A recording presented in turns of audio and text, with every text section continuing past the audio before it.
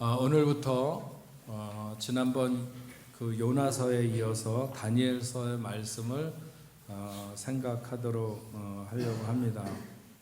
그리고 한 달 동안 하고 또 한 달은 계속해서 고린도전서를 지금 말씀하고 있습니다. 오늘은 첫 시간으로 뜻을 정한 자에게 주시는 은혜라 하는 제목으로 하나님 말씀을 생각합니다. 유다 왕 요시야라고 하는 왕이 있었습니다. 그는 BC 640년에서 609년까지 31년 동안 유다의 왕으로 재위를 했는데, 그가 통치하는 기간에 오늘 우리가 보기 시작하는 다니엘이라고 하는 사람이 태어나게 됩니다. 대략 620년 경쯤에 태어난 것으로 생각하기 때문에 바벨론 느부갓네살 왕이 제1차 유다를 침공했던 605년, 그러니까 바벨론으로 다니엘이 끌려갈 당시의 나이가 대략 한 15살 정도 되는 시기였던 것 같습니다. 다니엘이 유다 왕족과 귀족들이 포로로 끌려갈 때 같이 끌려간 것으로 보면 그는 유다나 혹은 베냐민 지파 사람인 것이 분명합니다. 그가 요시야 왕 때 태어났으니까 그의 조국 유다는 요시야 왕 이후에 여호아하스를 거쳐서 여호야김 왕일 때 그 느부갓네살이 쳐들어오게 되거든요. 그래서 1차로 포로가 끌려가게 되는데, 그때 이 다니엘이 포로가 되어서 끌려가게 되고, 그의 나라는 여호야긴이라는 왕과 그 다음에 시드기야를 거쳐서 바벨론에게 완전히 유다가 멸망하게 되는 것을 알 수 있습니다.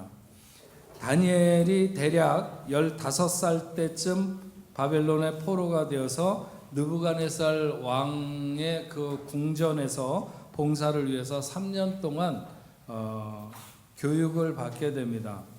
다니엘은 그때로부터 이스라엘 백성들이 바벨론의 포로가 될 것이라고 예언되어 있었던 70년의 세월을 이방 땅에서 온몸으로 살아내게 되는 것을 알 수 있습니다. 근데 사실 그가 바벨론에서 시작된 그의 포로 생활은 그렇게, 포로 생활이라고 하는 것이 원래 이렇게 뭔가 죽지 못해서 살아가는 그런 생활일 텐데, 다니엘의 생활은 그런 생활은 아니었습니다. 오히려 모든 사람들에게 존귀 여김을 받고 왕에게도 없어서는 안 되는 그런 신하로 높은 지위를 누리면서 살게 되죠. 그가 70년을 조금 넘는 시간을 보내는 동안 여러 명의 왕을 거치게 됩니다. 그리고 나중에는 심지어 이 나라 제국 자체가 바뀜에도 불구하고 여전히 나라와 왕의 모사가 되죠. 그것은 그가 얼마나 탁월한 지혜를 가졌으며 얼마나 뛰어난 사람인가 하는 것을 말해주는 것입니다. 다니엘은 처음에 많은 여러 명의 왕궁의 어떤 모사들 중에 한 명이었지만, 느부갓네살 왕의 꿈을 해몽하면서 그는 왕궁의 다른 모사들과는 확연하게 다른 그런 길을 걷게 됩니다. 그것이 바벨론과 메대와 바사 제국으로 이어지면서 그가 거의 생을 마치는 시간까지 계속 모든 제국의 제왕들로부터 인정을 받으면서 살아가게 되는 것을 알 수 있습니다. 성경에는 바벨론의 느부갓네살 왕과 벨사살, 그리고 메대의 다리오와 바사의 고레스, 그렇게 4명만을 언급하고 있지만 실제로는 그가 바벨론의 느부갓네살에게 끌려간 이후에 그 다음에는 에빌무로다, 네르갈 사레셀, 그 다음에 라바시 마르두, 나보니두스라고 하는 이런 왕들을 거쳐서 그 벽에 손가락이 나와서 글씨를 쓰게 되는, 성경에 나오는 그 벨사살 왕에 이르게 되기 때문에 다니엘이 이 모든 왕의 시대를 거쳐가면서 그 개인에게 위기가 없었던 것은 아니지만 그래도 어떤 왕도 거부할 수 없었기에 그를 등용했고 그를 늘 옆에 두었던 것을 알 수 있습니다. 특히나 왕조가 바뀌는, 이렇게 나라의 어떤 왕이 김씨의 왕조가 이렇게 가다가 이 씨가 반란을 일으켜서 이 씨가 이렇게 뭐 왕가를 이끌어 간다는 그런 왕조가 바뀌는 것만으로도 이전의 왕에게 충성했던 신하는 다음 왕에게 고위직 신하에 등용된다고 하는 것은 매우 이례적인 일이라고 할 수 있습니다. 근데 왕조가 바뀌는 것이 아니라 제국 자체가 그러니까 바벨론에 끌려갔는데 바벨론 제국 자체가 망하고 메대에서 다시 바사로 제국이 바뀌는 그런 가운데에서도 그 격변기 속에서도 그는 변함없이 제국의 황제들이 그를 찾았고 그에게 도움을 구했습니다. 성경에 수많은 인물들이 나오지만 그 누가 한 나라도 아니고 4개의 나라에 자기의 조국까지 하면 4개의 나라에 13명의 왕과 관련된 삶을 살 뿐만 아니라 서로 제국이 바뀌게 되는 3개의 나라에서도 최고위직의 자리에서 왕을 보필했다고 하는 것은 굉장히 놀라운 일입니다. 다니엘 같은 인물은 성경에서도 그렇게 찾기 어렵습니다. 이것은 결코 처세술이 뛰어나기 때문이다, 이렇게 말할 수는 없습니다. 뛰어난 처세술은 오히려 때로는 그것이 마치 외통수처럼 막다른 골목으로 그 인생을 이끌 수도 있습니다. 요셉이 어느 날 깊은 감옥에서 뛰어올라 그 애굽과 혹은 자기 백성을 구원하게 된 일은 너무나도 놀라운 일이죠.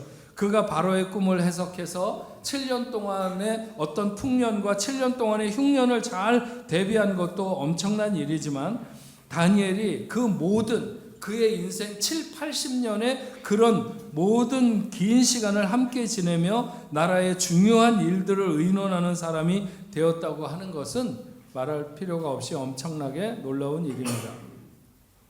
그러나 다니엘이 지혜가 많아서 그렇게 많은 왕들과 여러 왕들과 좋은 관계를 유지할 수 있었다, 이렇게 생각하지는 않습니다. 그는 여러 나라의 왕들과 분명한 차이를 가지고 있는 한 분의 왕과 바른 관계를 유지하고자 했던 것이 결국 모든 왕들과의 관계를 성공적으로 이끌 수 있었다, 이렇게 말할 수 있는 거죠. 다니엘은 하나님만을 모든 왕들 위에 왕으로 섬겼습니다. 자기가 바벨론의 왕이든지 메대나 바사의 왕이든 그들보다 하나님과의 관계를 바로 하는 것이 중요하다고 하는 것을 그는 한시도 잊지 않았고 그것을 가장 우선순위로 두었습니다. 그래서 오늘 우리가 시작하는 다니엘서의 첫 번째는 그가 하나님 앞에 뜻을 정하는 것에 대해서 말하고 있는데, 오늘 뜻을 정하는 자에게 주시는 은혜라고 하는 이런 제목으로 말씀을 들으려고 하는 것입니다. 오늘 본문 8절에 보면 다니엘은 뜻을 정하여 이렇게 말합니다. 그것이 그의 일생을 관통하는 다니엘의 생애의 어떤 키워드라고 말할 수 있습니다. 사람에게 중요한 것은 뜻을 정하는 것이죠. 그 뜻이 그 사람의 일생을 이끌어 가게 되는데 그때 그의 나이가 겨우 15살이었습니다. 그래서 우리 교회 지금 이 자리에도 15 먹은 우리 친구들이 몇 명 있을 텐데 15살 전후의 어린 친구들이 뜻을 정하면 그 사람들은 다니엘과 같은 인물이 나올 수 있다 하는 것이죠.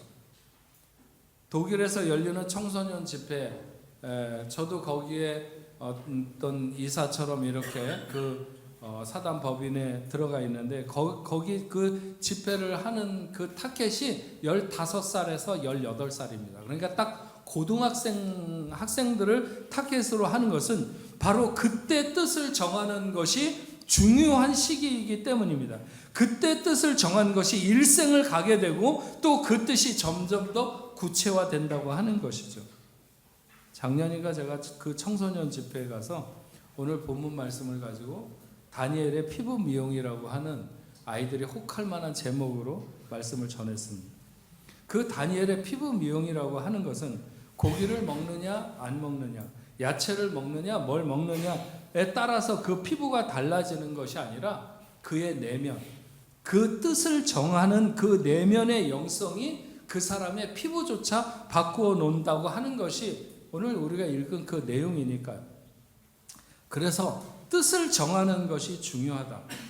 다니엘이 처음 뜻을 정한 것은 왕의 음식과 그가 마시는 포도주로 자기를 더럽히지 아니하리라고 하는 것이었고, 그것에 대해서 환관장에게 구했다고 하는 것입니다. 그랬을 때 10절 말씀에 의하면 하나님이 다니엘로 하여금 환관장에게 은혜와 긍휼을 얻게 하신지라 이렇게 기록합니다. 다니엘이 뜻을 정한 것에 대해서 하나님이 무척 기뻐했던 것은 말할 필요가 없습니다. 그러나 그가 정한 뜻은 한편으로는 매우 위험한 뜻일 수도 있는 거죠. 왜냐하면 그것은 왕을 불편하게 하는 것이기도 하고, 그것은 자기를 돌보는 환관장에게 피해를 줄 수도 있는 일입니다. 하지만 그것이 얼마나 위험한 일인가 하는 것에 우선하는 것은 젊은 다니엘이 먹는 것을 마다하는 결심을 가졌다는 거죠. 저희 막내가 지금 16살입니다. 그러니까 다니엘과 비슷한 나이죠. 근데 늘 밥상에서 엄마와의 대화는, 엄마는 어떻게 해서든지 야채를 먹으라는 것이고 아이는 야채는 싫다는 것입니다. 아이들 중에 자기는 야채는 안 먹고 고기만 먹겠다고 하는 아이들은 종종 봤지만, 고기는 안 먹고 야채만 먹겠다고 하는 아이는 아직 제가 본 적이 없습니다. 분명히 그것은 본성에 반하는 것이죠. 왕의 진미를 마다하고 물과 채식으로 식단을 채우겠다고 하는 것은 일단 젊은이의 욕구적인 면에서 쉽지 않은 결단이고, 그렇게 뜻을 정한 다니엘을 하나님이 귀하게 보신 것이 분명합니다. 다니엘이 왕의 진미가 자신을 더럽게 하리라고 생각했던 것은 당시의 모든 고기가 우상에게 제물로 드려진 이후에 그 이후에 상에 오르게 된다는 것을 알고 있었던 것이고, 또 다니엘의 중심 가운데는 아마도 왕이 나를 먹여 살리는 것이 아니라 전능하신 하나님이 나를 먹여 살린다고 하는 그런 의미를 분명하게 하기 위해서 그렇게 했을 것이라고 봅니다. 다니엘이 천성적으로 채식주의자여서 그가 그렇게 뜻을 정한 것이라면 그렇게 높게 평가하지 않아도 될 것입니다.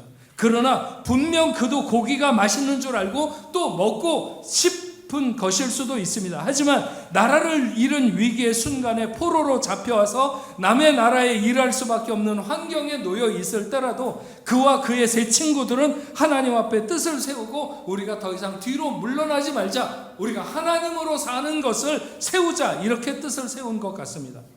하지만 이 다니엘과 그의 친구들이 정한 뜻으로 인해서 그들은 그들의 가장 큰 생애의 위기를 만났을 때 돌파하고 나가는 것을 알 수 있습니다. 다니엘의 세 친구는 느부갓네살 금신상에게 절하지 않는다는 이유로 평소보다 7배나 뜨거운 풀무불에 들어가게 되고, 다니엘은 다리오 왕 외에 그 어떤 존재에게도 절하거나 구하지 못하도록 했음에도 불구하고 여호와 하나님께 기도했다는 이유로 사자굴 속에 던져지게 됩니다. 그러나 다니엘의 세 친구든지 다니엘이든지 그들은 모두 불 속에서 혹은 사자굴 속에서 조금도 상함이 없이 여호와의 구원하심을 보게 되는 것이죠. 이것은 모두 그들이 뜻을 정한 것에서부터 출발하는 것입니다. 젊은 나이에 하나님 앞에 너무 귀한 뜻을 세웠을 때 하나님은 그들이 점점 더 굳건한 믿음 가운데 살아갈 수 있는 그 길을 그들 앞에 여신 것입니다. 다니엘이 사자굴 속에 던져지기 전에 그가 사람들로부터 고발당한 이유는 그가 늘 하던 대로 하루에 3번씩 예루살렘을 향하여 무릎을 꿇고 그가 그의 하나님께 감사했기 때문이라고 성경은 기록합니다. 그렇게 사람들이 눈에 불을 켜고 뭔가 다른 신에게 아니면 다른 존재에게 구하는 모습을 고발하기 위해서 혈안이 되어 있다는 것을 안다면 최소한 문이라도 닫고 했으면 될 것이 아닌가. 다니엘은 다 알았을 것입니다. 자기를 시기하는 수많은 대신들이 어떻게 해서든지 자기를 그렇게 왕에게 고발하고 제거해버리고 싶어서 안달하는지를 다니엘이 왜 모르겠습니까? 그렇지만 그는 하나님을 향해 뜻을 정한 것은 어제 오늘의 일이 아니고 오래전 이미 어린 시절에 그가 바벨론에 처음 포로로 끌려왔을 무렵부터 정한 결정이었고, 조금 더 바꾸고 싶은 마음도 없었고 변형되어 살고 싶지도 않았습니다. 하나님 앞에 뜻을 정한 다니엘의 뜻은 바위같이 단단했고 그 어떤 환경 앞에서도 흔들리지 않았습니다. 그가 일평생 고기를 먹었는가 안 먹었는가 하는 것은 우리가 알 수 없습니다. 하지만 그가 일평생 하나님 앞에 기도하며 하나님 앞에 감사하는 생을 살았을 것은 틀림없습니다. 뜻을 정한 다니엘에게 하나님은 환관장의 은혜와 긍휼을 입게 하셨죠. 무조건 환관장이 말도 들어보지 않고 원칙만을 내세워서 안 된다고 하면 다니엘은 왕 앞에 서볼 기회도 없을 수도 있습니다. 하지만 하나님은 환관장이 다니엘에게 마음의 문을 열고 그가 요청하는 시험을 해볼 수 있도록 그런 넉넉한 마음을 주신 것이죠. 다니엘은 청했습니다. 열흘 동안만 채소와 물을 먹고 왕의 진미를 먹는 다른 소년들과 한번 비교해 봐서 만약 내게 조금이라도 부족한 점이 있다면 그 후에는 당신이 원하는 대로 당신의 말을 따르겠습니다. 그리고 열흘 동안 시험했는데 15절에 그렇게 기록하죠. 열흘 후에 그들의 얼굴이 더욱 아름답고 살이 더욱 윤택하여 왕의 음식을 먹는 다른 소년들보다 더 좋아 보인지라.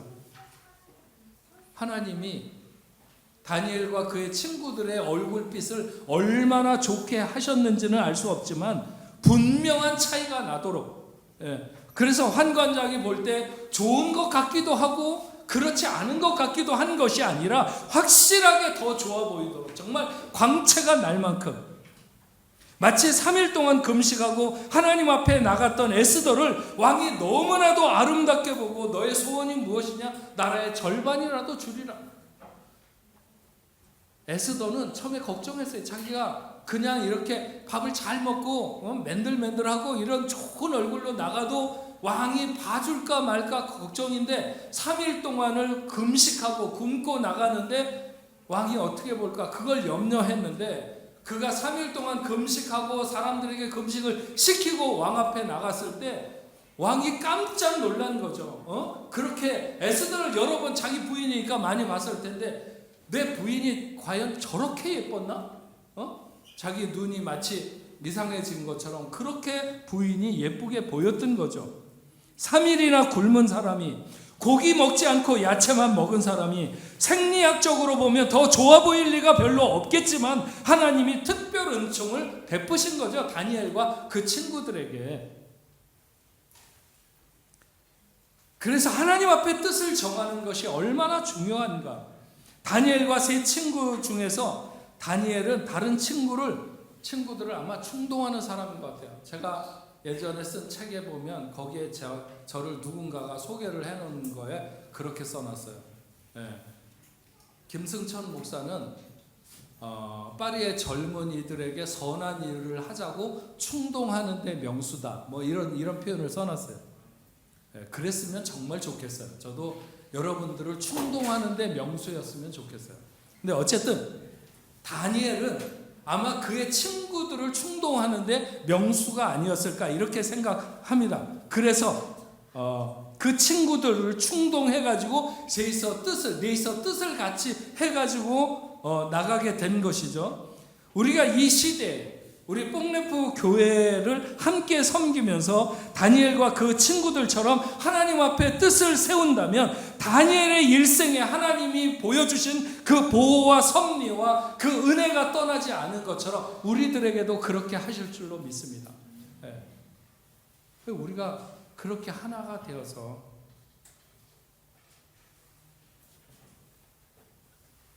이번에 총회 하느라고 니스에 내려갔는데 거기에 세운 니스 한인교회 그 오해인 목사님 잘하고 나름대로 열심히 하고 있어서 하여튼 잘 보고 왔습니다. 근데 이번 총회 하는데 어떤 목사님이 강의를 하는데 이런 예화를 하셨어요. 어떤 그 나라의 아야지라고 하는 신하에 대한 이야기입니다. 왕 앞에 신하 8명이 유리잔을 들고 서 있었는데 왕이 그것을 자기를 향하여 던지라고 했습니다. 아무리 왕이 말을 했다 할지라도 유리잔을 들고 있다가 어떻게 왕 앞에다가 유리잔을 던지겠는가. 그래서 모두 다 잔을 안 던지고 주저하고 있으니까 왕이 화를 내면서 던지라고 윽박질렀고 신하들은 하는 수 없이 잔을 던지게 됐고 유리잔은 산산이 깨졌습니다. 그러자 왕은 한 명씩 불러가지고 말했습니다. 잔을 던지라고 했다고 진짜 왕에게 잔을 집어 던지는 놈이 어디 있느냐. 그러면서 호통을 치니까 신하들이 자기는 정말 평소 성품도 그렇고 안 던지는 그런 타입인데 왕이 하도 이렇게 안 던지면 죽을 것 같아서 무서워서 자기가 던졌다고 이렇게 얘기를 하니까 왕이 당장 저놈을 끌어다가 목을 쳐라. 그래서 목이 잘려 죽었습니다. 그 다음에 또 다른 신하도 그랬습니다. 그러다가 아야지라고 하는 신하의 차례가 되었습니다. 왕에게 잔을 던져서 깨트리는 놈이 어디 있느냐. 그랬더니 이 아야지라고 하는 신하는 자신이 잘못했고 죽을 죄를 졌다고 땅에 엎드렸습니다. 그렇게 자신의 잘못을 담백하게 고백하는 그 아야지라고 하는 사람에게 왕은 마음이 갔고 그를 옆에 두고 그를 점점 더 신임하게 되었습니다. 그러다가 드디어 어느 날 자신의 왕궁의 보물창고의 열쇠를 그 신하에게 맡기게 됩니다. 그 사실을 안 다른 대신들은 모두 반기를 들었고 아야즈는 본래 출신이 미천한 사람인데 왕의 보물을 틀림없이 훔쳐낼 것이다. 그래서 사람들을 두어서 미행을 하게 됩니다. 그리고 얼마 지나지 않아서 그가 절대 왕의 허락 없이는 들어가지 말라고 한 왕궁의 보물창고를 몰래 드나드는 것을 알아냈습니다. 그래서 왕에게 말했죠. 그 키를 왕궁의 열쇠, 보물창고의 열쇠를 맡긴 그 아야제가 왕의 보물을 조금씩 이렇게 훔쳐내고 있다고 했지만 왕은 믿지 않았습니다. 그랬더니 신하들이 그 증거를 보여주겠다고 하면서 왕이 직접 시찰을 하도록 그렇게 했습니다. 그래서 왕의 보물창고가 잘 보이는 곳에 구멍을 뚫어놓고 왕을 모셔서 보고 있는데 정말 이 아야지라고 하는 신하가 아무도 없는 시간에 그곳에 나타났습니다. 왕은 절대 자기의 허락 없이 가지 말라고 했음에도 나타난 그 아야지를 보면서 굉장히 이렇게 분노가 치밀어 올랐습니다. 그랬더니 보고 있는데 그가 왕궁의 창고문을 열었습니다. 그리고는 더 가까이 가서 왕이 아끼는 보물함을 여는 것이었습니다. 그리고는 그곳에서 아주 그 왕이 넣어둔 적이 없는 그런 남루한 노예의 옷을 꺼내서 자기가 왕의 신하로 입고 있는 화려한 옷을 벗어놓고 그 옷으로 갈아입는 것이었습니다. 그리고는 옆에 있는 거울의 앞에 가서 말을 했습니다. 이게 본래 너의 모습이야. 너는 착각하면 안 돼. 너는 너를 잊어서는 안 돼. 네가 지금 왕의 신하의 옷을 입었다고 해서 네가 본래 그렇게 존귀한 사람이 아니야. 너는 지금 거울 앞에 보이고 있는 이 모습이 너인 너를 잊어서는 안 돼. 그렇게 몇 번을 잊어서는 안 된다고 하고는 다시 옷을 벗어서 그 왕의 보물 상자 앞에 넣고 다시 잠그고 보물 창고를 나서려고 하는데 왕이 앞에 서 있어서 깜짝 놀라게 됩니다. 왕은 아야지가 그렇게 왕이 믿어주고 왕이 세워주었다고 교만하지 않고 언제나 동일한 마음으로 자기의 본래의 모습 그 마음을 잊지 않고 왕 앞에 충성된 신하가 되려고 하는 그를 더욱 가까이 두고 그를 더욱 높였다고 하는 것입니다. 우리가 하나님 앞에 뜻을 정하는 것은 무엇을 이루었다고 하는 것을 나타내는 것이 아니라 단지 하겠다는 결심입니다. 하지만 하나님은 왜 그토록 우리가 그렇게 뜻을 정하는 것에 대해서 좋아하실까요? 다니엘서를 시작하면서 뜻을 정하는 것이 얼마나 중요한가? 어떻게 보면 그것은 이미 반쯤은 그의 인생을 앞서가는 것이라 마찬가지입니다. 다니엘이 15살 정도의 포로가 되어서 약 90이 좀 넘은 시간까지 그 시간에 죽은 것으로 보면 그가 바벨론과 메데아와 바사의 왕들과 함께 보낸 시간, 이스라엘이 포로로 있었던 70년의 모든 시간을 살아내는 그 시간, 하나님은 그를 그 시대의 가장 높은 정점에서 한 번도 내리지 아니하시고 그의 생을 이끌어 가신 것을 알 수 있습니다. 우리는 종종 하나님 앞에 우리가 뜻을 세우면 그 정한 뜻 때문에 우리의 삶이 힘들어지거나 고단해지지 않을까 그렇게 염려합니다. 하지만 다니엘을 보면 그가 뜻을 정하는 것에는 마음을 싣고 믿음을 가져야 했었지만 그 뜻을 정한 것으로 인해 그는 평생 하나님의 손에 붙들려서 모든 왕들을 마치 친구를 두듯이 그렇게 살아가는 생이 되는 것을 알 수 있습니다. 물론 위기의 순간도 있었지만 이미 뜻을 정할 때 하나님의 뜻이면 살고 하나님의 뜻이면 죽기도 하리라 작정했기 때문에 그는 그 정한 그 뜻대로 살아가기만 했으면 됐던 것입니다.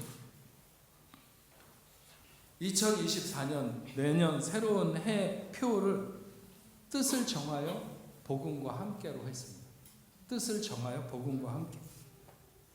우리는 무엇을 얼마나 이루어야 하나님 마음에 합한 사람이 될까를 생각할 수도 있지만 그러나 오늘 말씀을 보면 그는 하나님 앞에 뜻을 세운 그것이 하나님 마음에 합했고 하나님은 그가 정한 그 뜻을 기뻐하셔서 그로 하여금 환관장에게 은혜를 입는 것부터 시작해서 느부갓네살 왕이 무슨 꿈을 꾸었는지도 알아맞히고 그의 해석도 그에게 알려주게 되고,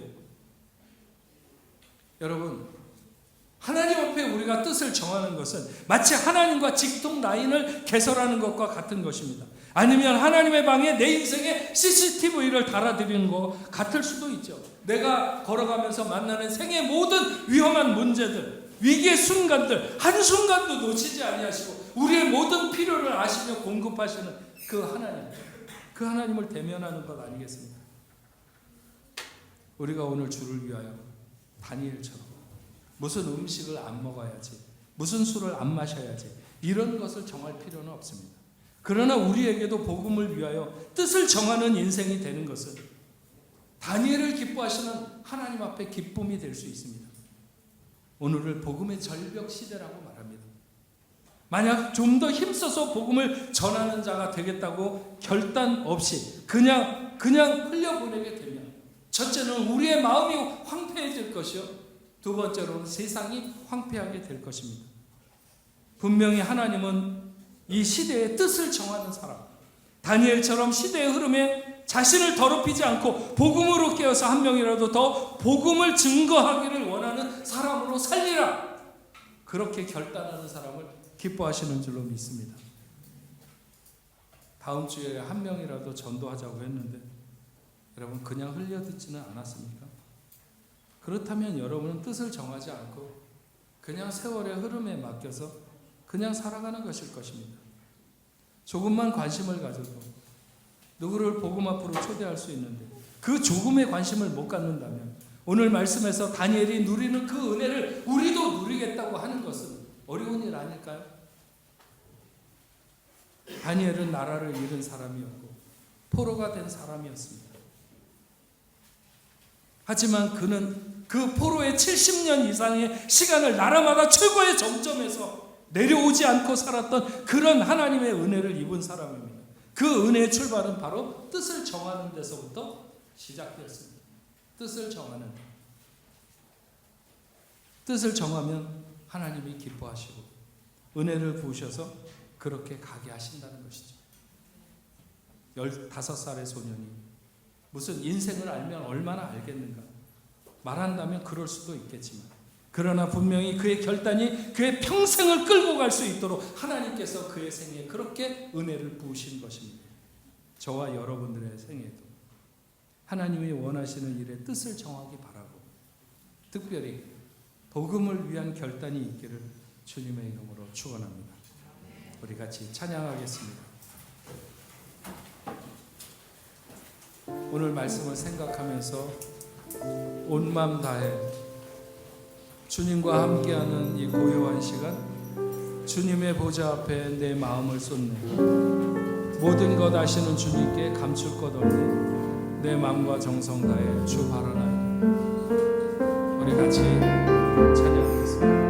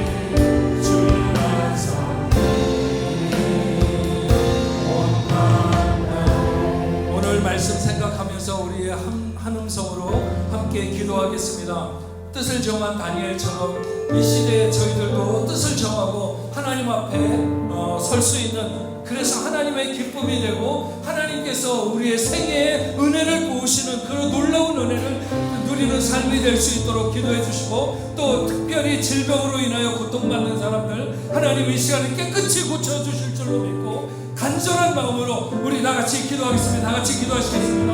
주님 아버지 하나님 감사합니다.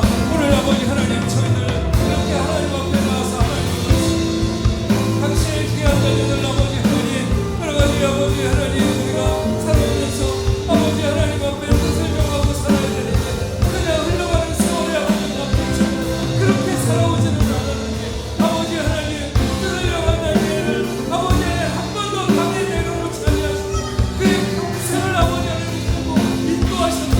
하나님의 놀라운 사랑과 아버지 하나님 말씀을 통해서 듣게 하시니 감사합니다. 우리도 아버지 하나님 우리가 뜻을 정하고 되게 하시고 아버지 하나님 앞에 서서 아버지 하나님 하나님의 길을 나가는 저희를 낼 수 있도록 주님 도와주시옵기를 간절히 바랍니다. 아버지 하나님 질병으로 인하여 아버지 하나님 여러 가지 아버지 힘들고 어려운 아버지 하나님께서 그들을 아버지 하나님 불쌍히 여기시고 예수의 이름으로 치료하시고 깨끗게 하시고 정결하게 하여 주시옵기만 간절히 바랍니다.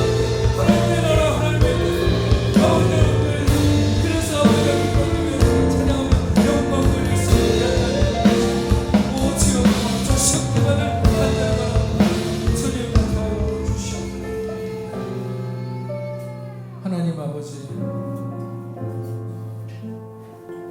다니엘은 개인적으로나 민족적으로나 너무 불행한 시간을 살게 됩니다.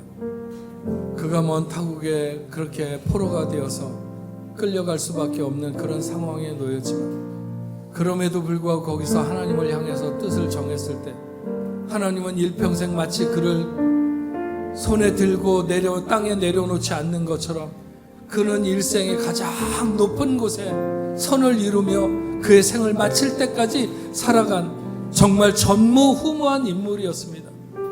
그러나 그가 자격을 갖추었기 때문에 그런 인생이 된 것이 아니라 그의 젊은 날에 그가 뜻을 정했기에 여호와 하나님 앞에 깨끗하게 살기로 뜻을 정했기에 그래서 하나님이 그를 귀하게 여기시며 옆에 있는 환관장이나 아니면 여러 왕들에게 계속해서 은혜를 입을 뿐만 아니라 오히려 왕에게 도움을 줄 수 있는 사람으로 지혜와 총명이 넘치도록 하나님께서 은혜를 부으신 것을 오늘 말씀을 통해서 봅니다.